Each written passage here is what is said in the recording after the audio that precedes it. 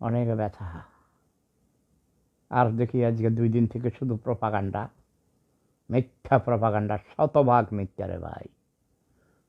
বলে কি ডক্টর ইউনূস পদত্যাগ করেছেন, সেনাবাহিনী ক্ষমতা নিয়েছে, এই সেই কত কিছু, শেখ হাসিনা এসে গেছেন।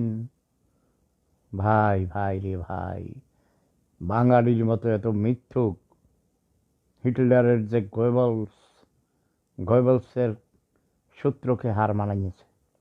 গোয়েবলের মতো মিথ্যুক, ধোঁকাবাজ, প্রতারক যে মিথ্যার কারখানা বানাইছিল, মিথ্যার ফ্যাক্টরি বানাইছিল, তাকে হারাইয়া দিছে বাঙালিরা রে ভাই। সবাই, শুধু এক পক্ষ না, সকল পক্ষই মিথ্যা প্রপাগান্ডা করে। ডক্টর ইউনূস সাহেব সুইজারল্যান্ডে এসেছেন, অনেক অনেক ভালো ভালো প্রস্তাব করছেন। তিনি পৃথিবীর বিভিন্ন সংস্থার সাথে, পৃথিবীর বিখ্যাত বিখ্যাত মানুষদের সাথে কথা বলেছেন। সবাই তার সাথে খুব আন্তরিকতার সাথে কথা বলছে। বাংলাদেশকে সহযোগিতা করতে সবাই আগ্রহী।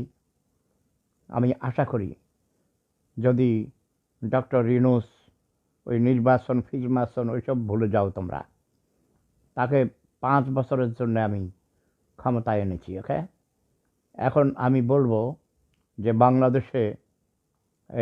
বাংলাদেশের প্রেসিডেন্ট বানিয়ে দিব ডক্টর ইউনূসকে, আর ইয়াং ছেলেমেয়েদেরকে বানিয়ে দিব প্রাইম মিনিস্টার।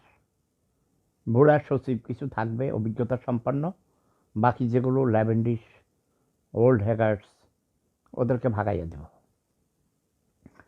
স্বাস্থ্যমন্ত্রী বানাবো আমার ছোট বউকে, কারণ সে ডাক্তার।